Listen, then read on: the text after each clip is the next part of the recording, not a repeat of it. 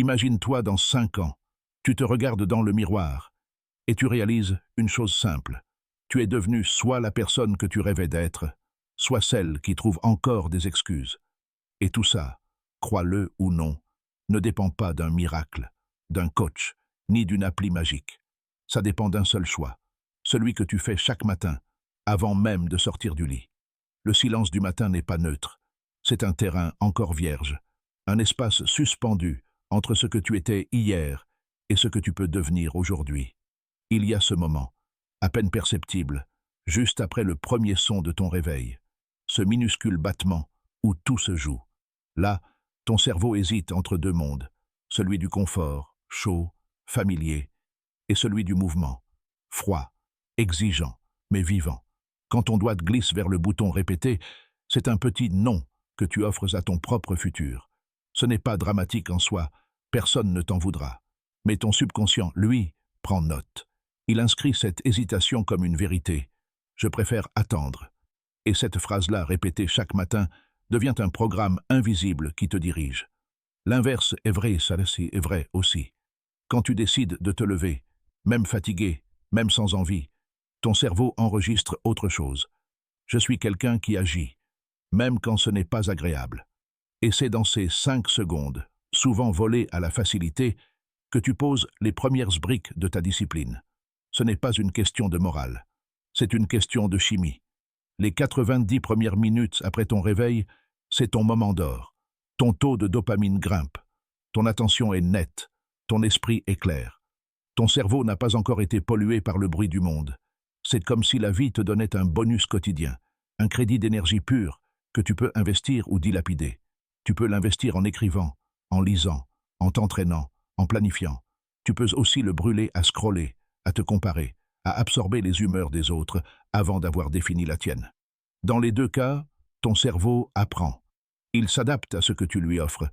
Il devient le reflet de tes premiers gestes. Ce qui rend ce moment si décisif, c'est qu'il est presque invisible. Personne ne le voit, personne ne le commente. Personne ne t'applaudit quand tu refuses de te rendormir. Mais c'est justement ce qui lui donne sa puissance. C'est un acte intime, un contrat entre toi et toi-même. Et ce contrat, tu le signes chaque matin. Avec un geste aussi simple qu'ouvrir les yeux et te dire « Pas aujourd'hui. Pas aujourd'hui la paresse. Pas aujourd'hui la confusion.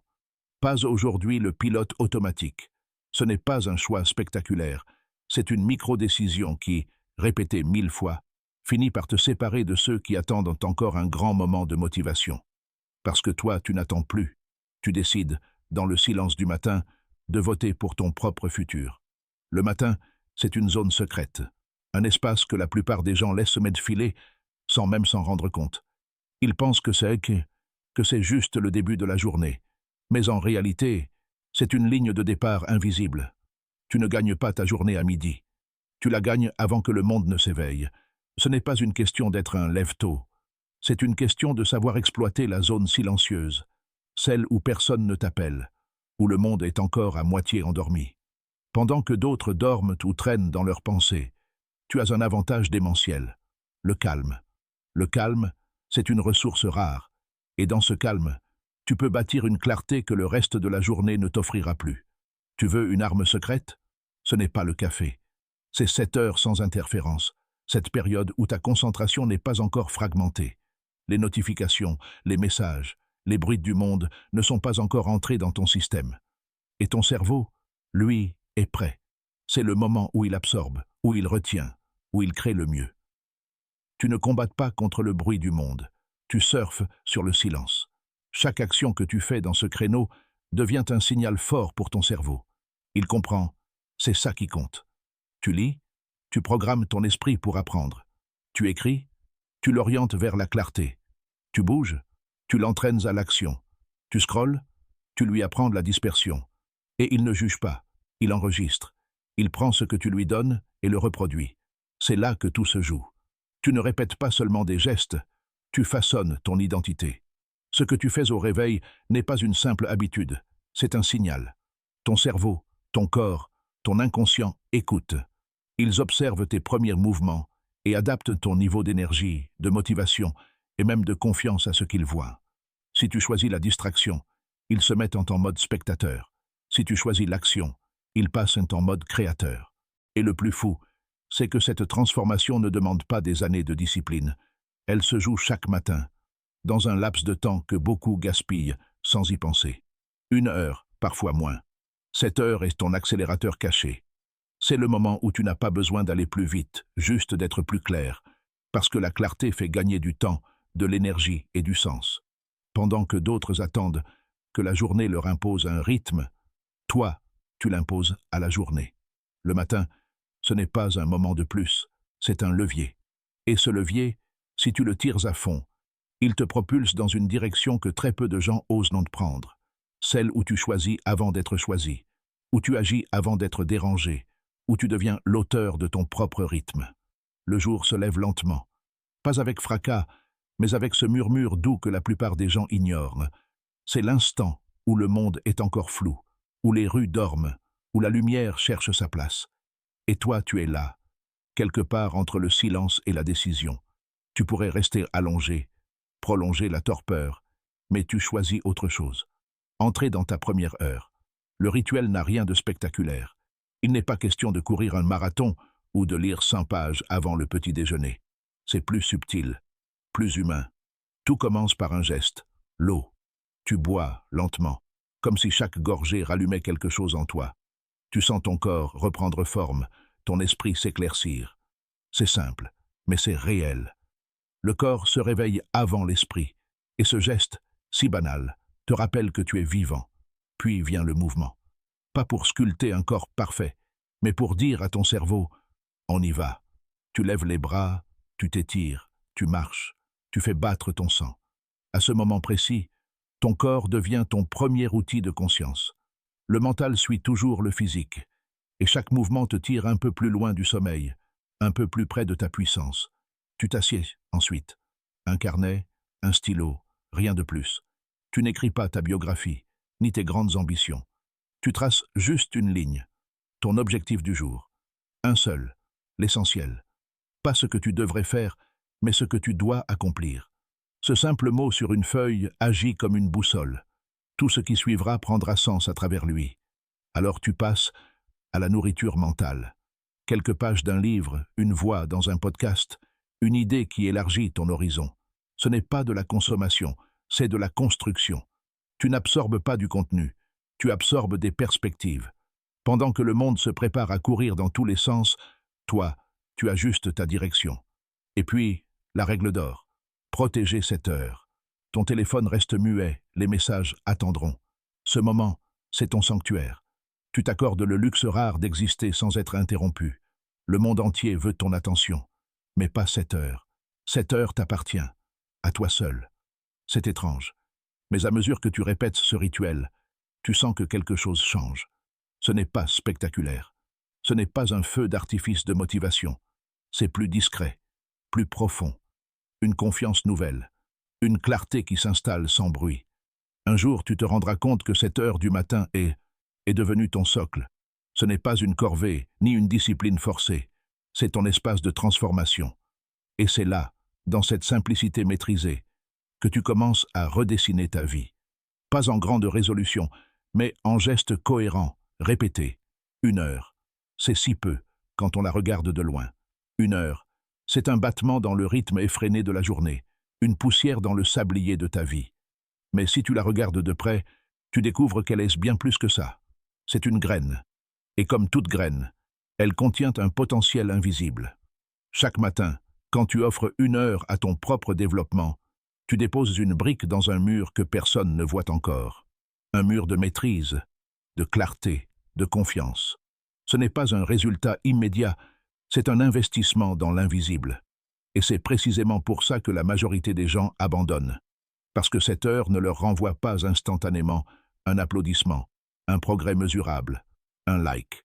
Mais ce que tu construis là, ce n'est pas une récompense. C'est une architecture intérieure. 365 heures par an. C'est plus de 15 jours entiers dédiés à toi. 15 jours de clarté accumulée, d'énergie canalisée, de décisions maîtrisées. Et sur 5 ans, cela devient colossal. Ce n'est pas 1800 heures, c'est 1800 rendez-vous avec ta meilleure version. 1 800 moments où tu as dit oui à ton futur, quand d'autres ont dit plus tard. Pendant que certains cherchent encore à se motiver, toi, tu n'as plus besoin de motivation. Tu as des preuves. Chaque matin levé, chaque page lue, chaque objectif écrit devient un témoin silencieux de ta cohérence. Ce n'est pas la perfection qui te transforme, c'est la constance. Tu n'as pas besoin de tout réussir. Tu as juste besoin de répéter, encore et encore, ce qui te tire vers le haut. Le temps devient ton allié. C'est lui qui fait le travail, lentement, sans bruit, pendant que tu continues à avancer. Et un jour, tu réalises que l'écart s'est creusé, pas à cause d'un grand effort soudain, mais à cause d'un millier de petits gestes accumulés. Tu regardes autour de toi, et tu comprends que le progrès n'est pas spectaculaire. Il est arithmétique, silencieux, inévitable. Les autres voient ton calme, ta maîtrise, ton assurance, et pensent que tu as changé du jour au lendemain. Ils ne voient pas les centaines d'heures passées à affûter ton esprit pendant qu'ils dormaient, à poser des pierres quand eux cherchaient des raccourcis. Tu n'as pas triché, tu as capitalisé. Le vrai pouvoir du temps, c'est qu'il amplifie tout. Il amplifie la discipline comme il amplifie la paresse. Chaque heure intentionnelle agit comme un multiplicateur silencieux de ton futur. Et plus tu répètes, plus ton écart devient irréversible. Alors tu continues, sans bruit, sans excuse, sans spectacle. Parce que tu sais que chaque heure que tu gagnes sur le chaos, tu l'as transformée en architecture de vie. Et que dans ce monde pressé, celui qui maîtrise le temps n'a pas besoin de courir. Il avance, simplement. Mais chaque pas compte. Chaque matin, tu te réveilles dans une pièce qui porte ton nom. Elle n'a pas de mur, mais elle existe. C'est l'espace intérieur où tu décides qui tu es. Et dans cet espace, chaque geste devient une phrase que tu t'adresses. Quand tu te lèves tôt, quand tu tiens ton engagement, quand tu refuses de céder à la facilité, tu envoies un message silencieux à ton cerveau. Je suis quelqu'un sur qui je peux compter. Ce rituel n'est pas qu'une question d'efficacité. Il n'a rien à voir avec la productivité, les to-do lists ou les routines parfaites qu'on affiche sur les réseaux. Il s'agit d'identité, de ce que tu crois être capable de faire quand personne ne regarde, de cette conversation que tu as avec toi-même dans le miroir, le matin, quand tout est encore flou. Chaque action répétée devient un vote. Tu votes pour la version de toi qui avance, ou pour celle qui attend. Tu votes pour la discipline ou pour le confort. Tu votes pour la clarté ou pour la confusion. Et plus tu votes, plus le résultat devient évident. Ce que tu répètes finit par te définir. Ce n'est pas un grand discours qui change une vie. C'est une succession de gestes modestes qui construisent une conviction. Tu bois ton verre d'eau. Tu bouges. Tu écris ton objectif. Et dans ce processus simple, tu façonnes ton identité. Pas en essayant d'être quelqu'un d'autre, mais en redevenant celui que tu étais avant que le monde ne te remplisse de doutes et de distractions. Il y aura des matins sans énergie, des jours où ton corps te dira non. Et c'est précisément là que tout se joue. Parce que ce que tu fais dans ces moments où tu n'as pas envie, c'est là que tu te crées vraiment. Tu ne seras pas motivé tous les jours, mais tu peux être cohérent. Et cette cohérence, c'est la forme la plus pure de liberté. Quand tu agis même sans envie, tu te libères du besoin d'être inspiré. Tu n'attends plus que le monde te donne la permission d'exister pleinement. Tu la prends. Tu deviens ton propre repère, ta propre autorité. Et à force, quelque chose bascule. Tu n'as plus besoin de discipline forcée. Ce n'est plus un effort, c'est une nature. Ce rituel du matin, ces gestes répétés, ces petites victoires accumulées, tout cela finit par réécrire ton ADN mental. Tu ne fais plus les choses pour devenir discipliné. Tu les fais parce que tu es discipliné. Tu ne cherches plus à avoir confiance. Tu agis avec confiance, naturellement, parce que tu t'es prouvé que tu pouvais te faire confiance. Et c'est peut-être ça, la plus belle victoire. Ce moment où la cohérence remplace la motivation, où la fidélité à soi-même devient la seule direction valable. Tu n'essaies plus de construire une vie parfaite. Tu construis simplement la tienne. Chaque matin, un geste à la fois. Les 5 prochaines années vont passer, quoi que tu fasses. Elles ne te demanderont pas ton avis. Elles défileront, silencieusement, pendant que tu dors, pendant que tu doutes, pendant que tu dis « demain ». Le temps, lui, ne s'arrête pas pour t'attendre, mais il te laisse une chance, celle de le diriger. C'est étrange quand on y pense. Tout le monde veut changer sa vie, mais très peu veulent changer leurs habitudes, parce que le changement, en vrai, ne ressemble pas à une explosion soudaine. Il n'a pas de musique héroïque ni d'instant spectaculaire. Il commence dans le banal, dans ce moment précis où ton réveil sonne et que personne ne regarde.